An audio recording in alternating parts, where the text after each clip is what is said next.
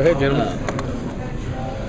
Been hearing anything about the freshmen, at least reports you're getting back? Very pleased. I mean, the strength coach just said that the guys are very conscientious, work very hard, are showing up where they're supposed to show up, and that's the first thing. Are they dependable, accountable, and those type of things? And according to those guys, they said, we are very happy with the guys that were there. They see a lot of ability.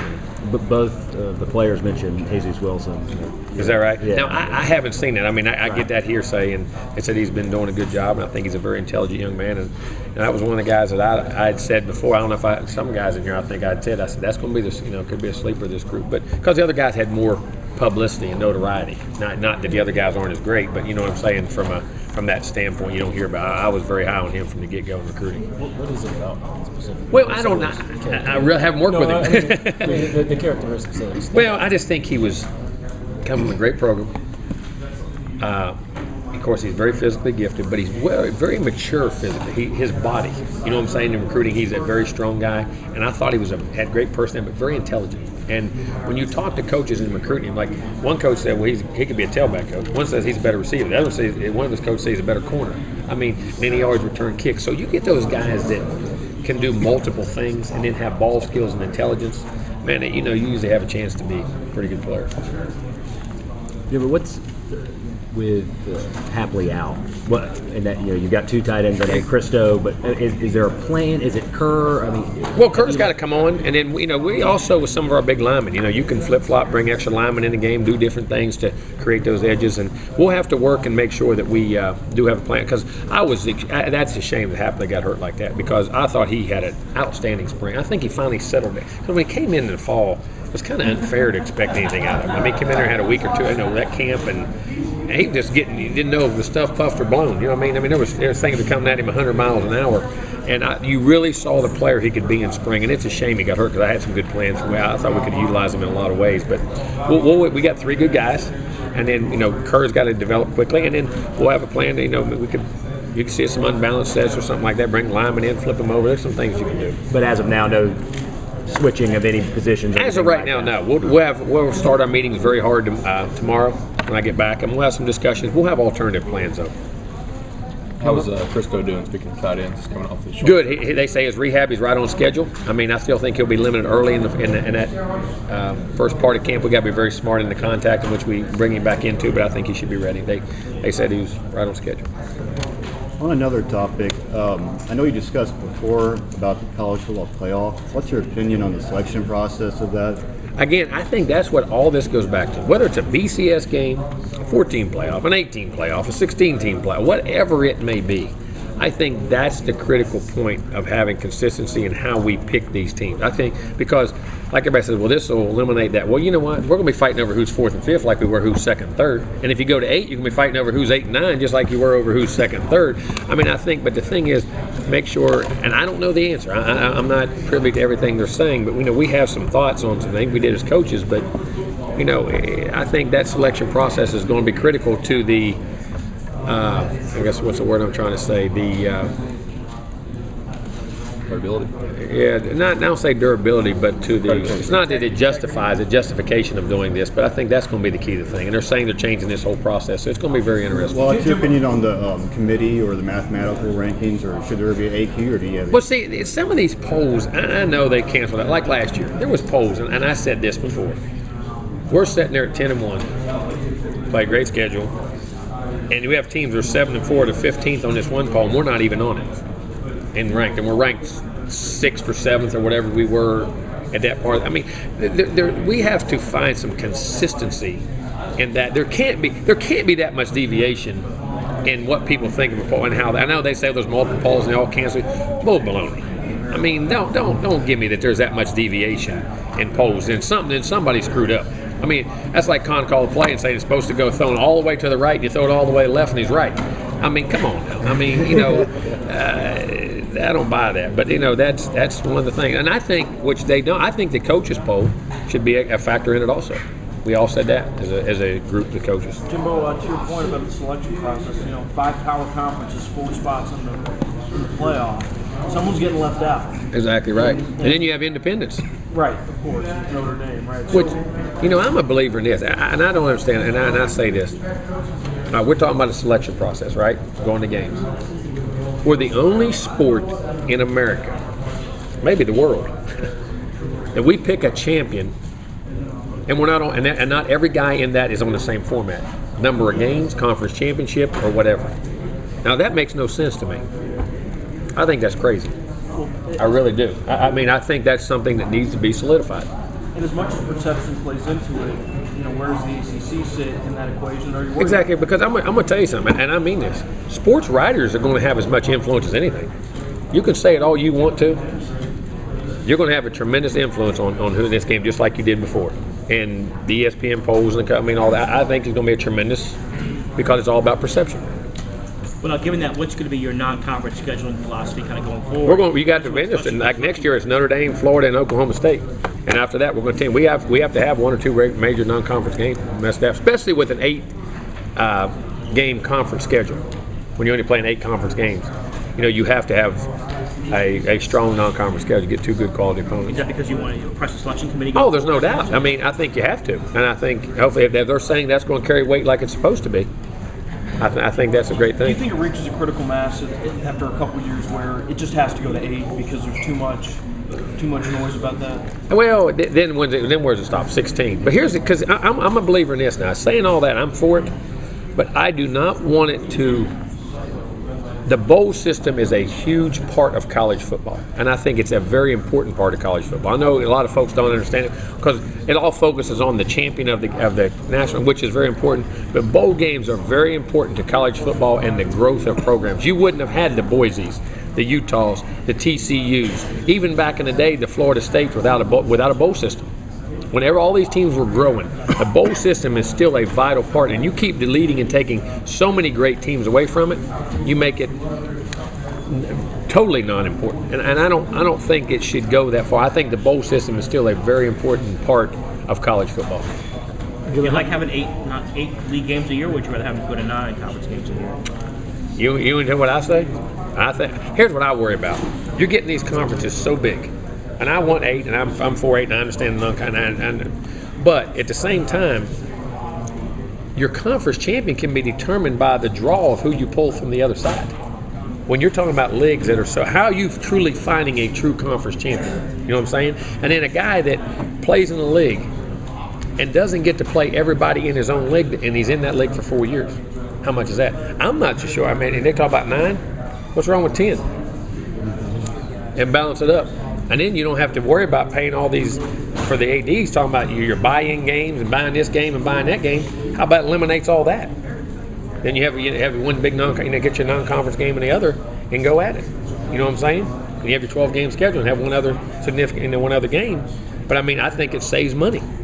And you can find out who a true conference champion is. It balances at 5 and 5. And if you keep the rotation right, at least when you're playing a league, you at least play everybody in that league during your time in the conference. Is your opinion on that affected by how difficult it is, especially with the money, to get some of those teams in? Because before you wanted 8 over 9. And even still going to schedule great non-conference opponents. It's hard to schedule them in the home series because they're all in it. You having to play them, which is now I think the kickoff games and those things. I think they're very good. I think those will emerge as greater things down the road because of the difficulty of scheduling home series, because of conference scheduling and the conflicts. You played yesterday. I'm sorry? Yesterday, LaMarcus and Rashard would talk about expectations, how they're not as high this year as they were maybe the last couple.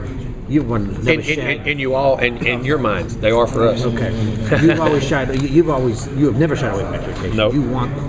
What is your, is it? But National is it championship and ACC championship. But is it good for a kid to be able to pull some motivation out of something, whether it's real or not? Well, I think you always do that as an athlete, I think winning and the grind of training and playing and going, I think you constantly look to things to motivate. I mean, even little things, constantly, because, as an athlete, sometimes they get wore out of saying the same thing over and over, but that's where the true mental toughness comes in. I think, finding motivation from all those things, but I think if that's your key motivation, I don't think your program's where it needs to be. I think they can find things from that. I think they can develop from that.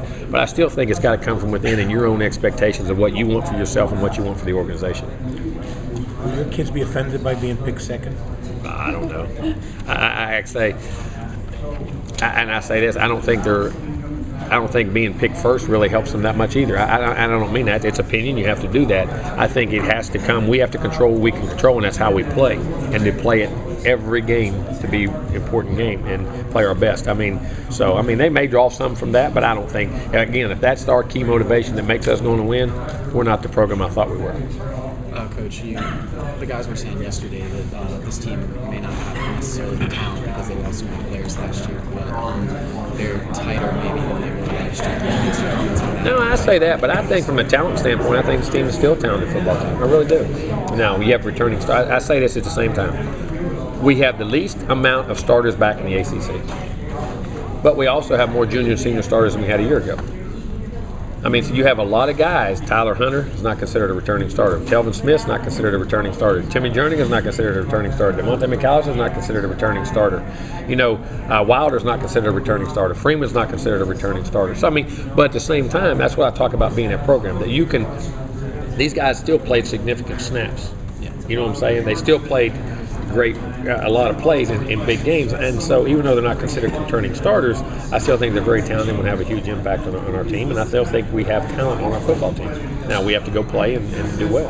And they were commenting a lot on they said brotherhood. They said brotherhood like 5 or 6 times. This group. I told you, I've said this in the offseason. This team is a very fun team to coach. It's very close. It's a very tight-knit family type atmosphere, and that's what we try to create there. But this group does respond, and it's a very good group. It's a fun group to coach. How is the tight-knit mentality maybe different than it has been in the past? I don't know if it's any different. I just think it grows over time. I think they've been together longer, and I think once you get into a program, it's the 4th year of our program, they start to truly believe the foundation and the core values of our program, and they understand that they have, and the longer you're together, it's just like, I always say, it's just like in marriage. When you first get married, the longer you're together, the more you realize how much you depend on each other. You know what I mean? And the things you go, and I think players are the same way when they're in the program longer. The coach has been there in that system and what he's believing and what we're preaching, and I think they understand that how much, no matter what they have individual talents and individual abilities, they need each other to be successful. How much did those guys that you just lost, like the EJs and Dustins and Lions, how much did they set that foundation? Well, I think they did. They definitely set that foundation, and I think they showed this younger group how it's done, and hopefully they can take it and grow from that and increase it that much more. What can we expect out of the quarterback position in the guys this year? I hope some great decisions, a lot of touchdowns, and a lot of wins. I hope so. But I think you have whoever wins the job. I think you'll have 2 guys that are very talented, very capable, that the team respects very much so, that have arm talent, have leg talent, and have mental talent. As I say, they learn to study the game and understand it, and hopefully we'll be surrounded on the offensive side of the ball by a lot of experience, which I think will make their job easier, and then by a defense that can play well, and hopefully a great special team. You lost Chris and you lost Lonnie and you lost Rodney.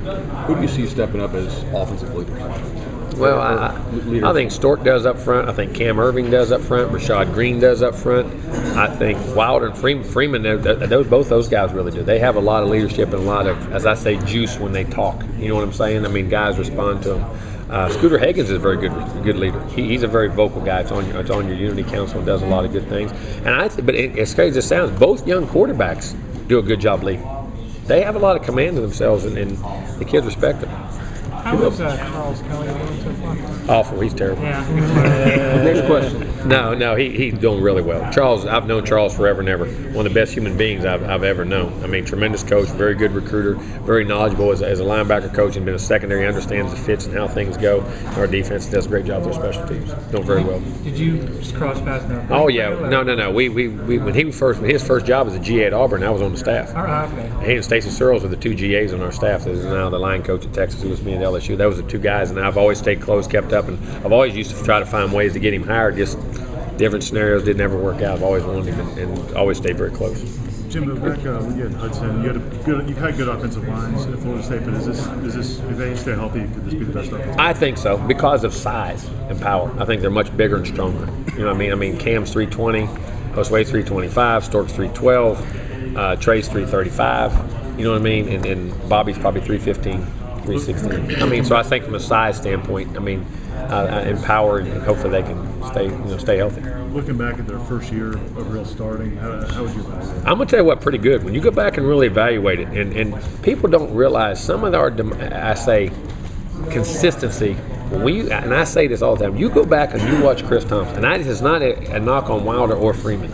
Chris Thompson may be as good as I've ever been around at reading blocks, being in the right hole at the right time. You got to remember that guy's on pace to run for 1,500 yards.